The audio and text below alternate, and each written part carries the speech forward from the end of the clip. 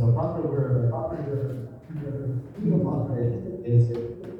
doing governance as a service, right? And so our main product, long term, is that we get good at governing zones, and then we currently we have one zone approach, which is I think the private city would be more legal economy in the world. We're governing that which is up and running. And so we sort of think of governance as what unlocks prosperity. And so, like, we have our own rules for regulation for biotech and stuff like this. We have our own justice system with a court and stuff. We have our own security, which is sort of like equivalent to police, and we do our own taxation. So sort of like the whole governance stack is what we do. Why do we do it? Because governance traps or unlocks human potential. And so this chart here, what it essentially shows is, you see all these dots?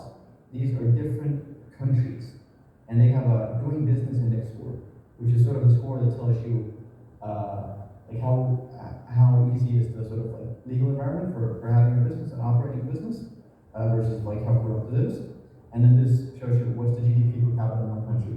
And like I mean, you could not find a cleaner correlation if you wanted to. So if the governance is sort of uncorrupt and straightforward and like rule of law, easy to work with, you get a higher GDP per capita. And so this framing of like we should prevent poverty is actually kind of flipped on its head. What really matters is catalyzing prosperity, which you do by having something that's governed well and letting people do businesses. And so deep reform nationally is nearly impossible. The idea here is like if you want to sort of like work within a system and then you vote someone in and then through Congress or through the Senate or through the Parliament, like people vote on laws to like make the government better. That's very, very hard to do. There are some people who work on the libertarian governments like Louis and Argentina. But even then, it's sort of incremental improvements where the things that have worked dramatically well are special economic zones. Where, for example, Hong Kong within communist China can create this sort of like British law kind of common law, like quite capitalist place, and it is super prosperous. Same with Shenzhen, Dubai, Singapore, all these are sort of like based around, I believe all of them are based around UK common law, so sort of the foundation. And we actually copied, I believe, the Hong Kong charter in that part. Yeah, so I went through this kind of already, but these are sort of the things we're offering. And because, so we're governance as a service, right? We're doing governance for profit as if it's like a business, because it is sort of a business. And so we're incentivized to make the service as good as possible, to reduce our prices, reduce the time to open a business, make the taxes competitive, etc. Because otherwise, people can just leave. They can just move 10 minutes away and register their business in Honduras if they think what Honduras is doing is better than the prospects on. And so yeah, we have. This is kind of outdated. I think we have 400 plus entities now, and yeah, something like 2,500 residents, and a bunch of people living here locally. This is the Duna Tower. This is a circular factory. All this is like within a minute of where I live. Yeah, some of the people who live here. Here, come on, let's do this. Yeah, so one thing we often get asked about, because that's kind of our biggest advantage, is how we do biotech. And so we have much more flexible regulation, and so you can launch therapies that are much more expensive to take to market in other countries. As an example is Unlimited Bio. They do gene therapies. These gene therapies already existed in Eastern Europe and have been used safely for sort of like very specific disorders. And so their idea was some of the effects that gene therapies have might be very good for longevity. And so they thought we should just launch this as sort of like a longevity drug. And to do this in the US, an FDA trial would cost like $500 million just in regulatory fees, for regulatory expenses. Where here they could go to market in less than a year at $20,000. Because essentially we can just say, like, oh, we're pretty sure this is safe because like tens of thousands of patients have used this before, and whether it's effective or not, well, they can just inform patients correctly. Like, you're taking experimental longevity therapy. We can't guarantee yet that it will extend your lifespan because we don't know, but it's certainly not going to harm you because it has a pretty good safety record. And so yeah, they're doing these gene therapies in the hospital. So yeah, this one is really cool. This goes into some detail about how our system is different than the FDA. So in the US, you have like central monopoly regulators, like the FDA. Let's say the FDA is an example. And how it works is you have a business, it's trying to do a medical product, you have to go through the FDA. That's just the only choice you have. And the FDA has all these rules and all these like sort of regulations, and the incentive of any one bureaucrat at the FDA is to not get blamed for making a decision where they approved a drug that would kill someone, okay? Or that wasn't quite as effective as it had to be by the law or something, right? So leans super conservative, and there's no real sort of accountability for the FDA, and so as a result, the costs are astronomical to go through this process, and the times are very long. And this means like there's a bunch of drugs that could have saved a bunch of people. They got approved too late or never got approved because maybe they wouldn't have more than 500 million in revenue, and then you can't afford to do it. And this essentially means that there's a bunch of blood on well, there's a bunch of people who probably died, but we didn't have to.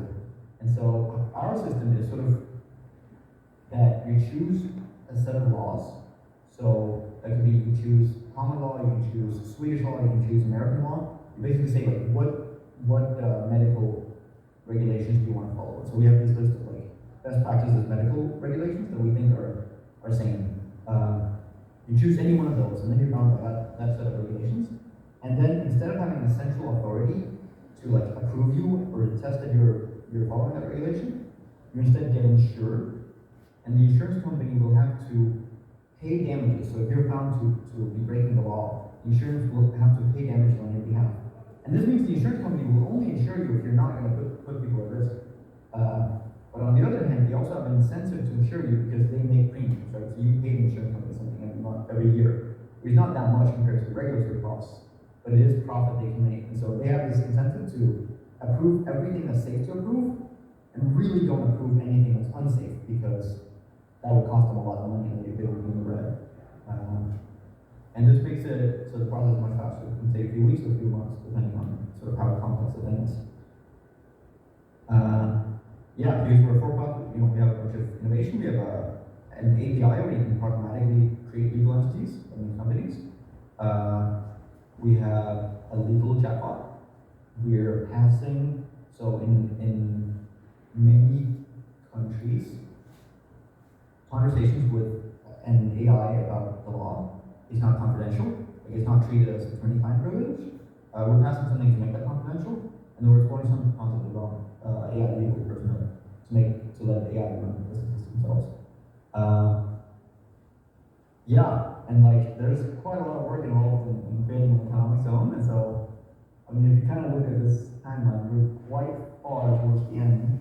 We're sort of in the stage where we have a few hundred, I'm going to say something like 300 people living here, and maybe at around 1,000 is like there's a true critical mass where it'll just sort of like start growing by itself without us sort of adding fire to the gas. And so, just like growing the population as fast as possible like makes a real difference in getting this sort of like this real experiment in better governance off the ground. And so, like anyone moving here makes a huge difference towards getting to critical mass as fast as possible, and then like blossoming into a full metropolis essentially. Yeah, I mentioned this earlier, but we wrote all these regulations and laws and rules and created all this digital infrastructure for administering the law. Our vision is to expand to many different locations and have many Prospera zones in the world so the rules for businesses are the same. So if a business feels confident operating in Prospera Roatan, they also feel confident maybe operating in Prospera, these are not real, but Prospera like country, France I guess, or whatever it might be. So ideally having a lot of Prospera zones. So people have sort of like freedom of where to live, wherever they live. They can choose between governments, essentially. Yeah, pretty easy to visit. We have a bunch of direct flights to the island, and then it's just a 20-minute taxi from the airport to the actual zone. And we have two main districts. I live here, Beta Building, or I live in Duna, which is near the Beta Building over here. And then we have Cuisine Bay. These are both part of the special economic zone. We have some more coming inside of the mainland of Honduras. Yeah, this is my home. Some buildings nearby. It's a 15 day. Yeah, just a little bit of pictures about the different stuff here.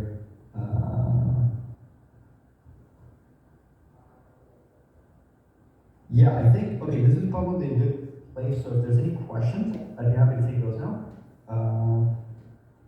Yeah. One thing that I would like to add is that Prospera is a good place to register your company as a digital nomad because all crypto interactions are essentially fully legal. You can register your company there for really cheap. You can open a bank account, and you can essentially use a chain of companies. So, for example, your client would pay a Prospera company, and for all the expenses that you do in Croatia or in Europe, you just switch the money between the companies, and this is how you get some optimizations regarding tax and regulations. Just from personal experience, I lived in Prospera for a few months. It's a really nice place. There's always something happening.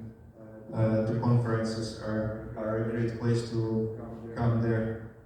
Yeah, right. We have a chess competition and some grandmasters and competitions are here. Like there's a lot of things going on. Yeah, just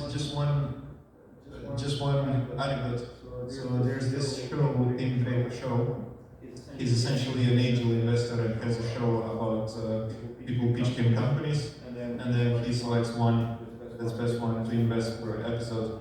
He made an episode for Prospera, and the first time, in all the time that the show was there, he invested in 4 companies instead of just one, just because there's this big concentration of investable companies there. A lot of big names are visiting Prospera periodically. So it's also a good place if you are searching for some place to incorporate, visit, or move to. Yeah. Do we have any questions? Yes. What about cost of living? Cost of living is pretty good. So like for my small apartment, I pay about $650 a month, and then then there's like transportation. We have shuttles. We have like a bus essentially that goes between the districts. If that's what you want. And groceries are because they're imported from there. It cost me and my family of 3 people around 2,000 to 2,500 to live there, which is pretty good for the concentration of things that you get there. The income tax is pretty low, right? So if you're working from here, like everything's sort of cheaper in that way. Like compared to from down, right? I used to pay 45% income tax, now I pay 5%. The biggest difference is that you keep more of the money that you earn there. But obviously also. Oh, that's another proposal. Living here, there's I mean, in my building, there's a doctor's office, and yeah, I mean, I feel like quite good, especially coming from Europe, quite good medical service here. There's labs on the island, there's lots of pharmacies, there's lots of clinics, there's obviously like experimental therapies also. Yeah. It's all quite cheap. Yeah, one good thing about Prospera, or negative thing, depending on which side you're on, there are more companies that are hiring on the area than the people who are capable of taking those jobs. So it is relatively easy to find a job in Prospera if you're willing to move there. Yeah. Any more questions? Yes. So you said that the cost of living is around 650, but I see on the slide this information that. Any other questions, I guess? Yes. I see on the slide that the taxes which you pay for owning a company is 0, right? What was it? Did I read it right? Or,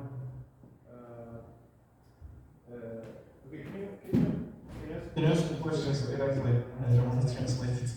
So on this slide, with the opening company, there was something that there was something written that the taxes are $0 or something. I think the taxes are 1% for this one here. This one? Yes. Yeah, second row, the second column. Oh, this is Cayman. So this is Cayman. Cayman has 0% tax. That's what I was interested in. 0%? Well, yeah, Cayman. That's how that's set up. So it's like a comparison. I guess two other corporation districts and house. So the only cost you need to pay for to live in that area is just $650, right? Or anything else? 650 how? Like for rent, yeah, you pay rent and then a yearly residency that you pay. $130 a year or $40. And it's just grand checks.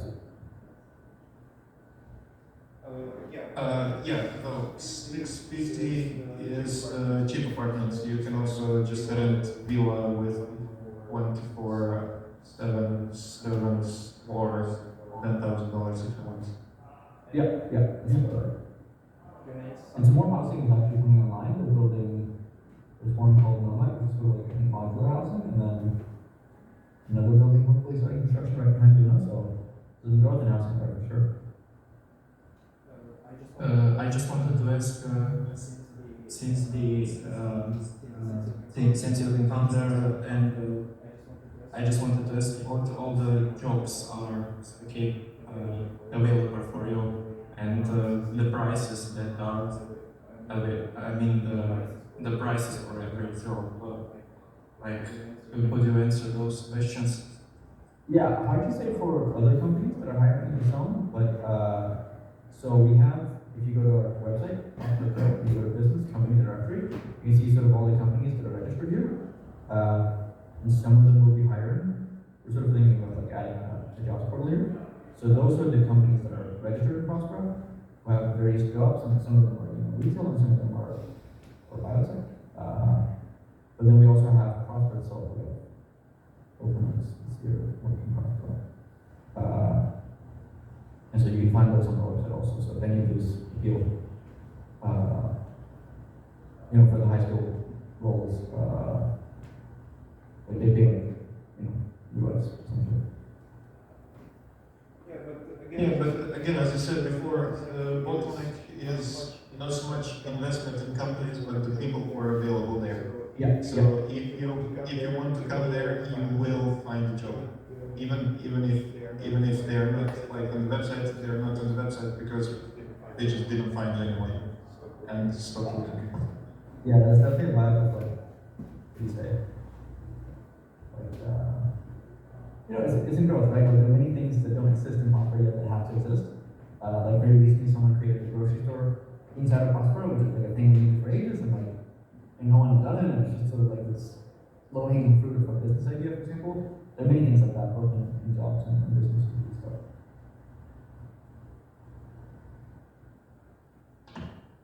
Okay, thank you, Louis.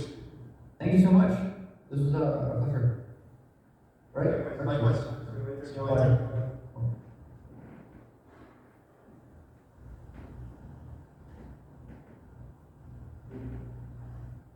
Okay, this was Prospera. I can personally recommend it if you prefer Caribbean paradise instead of Asian paradise. Next up, we have Infinita. This is essentially the biotech community that is inside Prospera. They have the biggest co-working space that I spent about a month in when I was there. These guys are essentially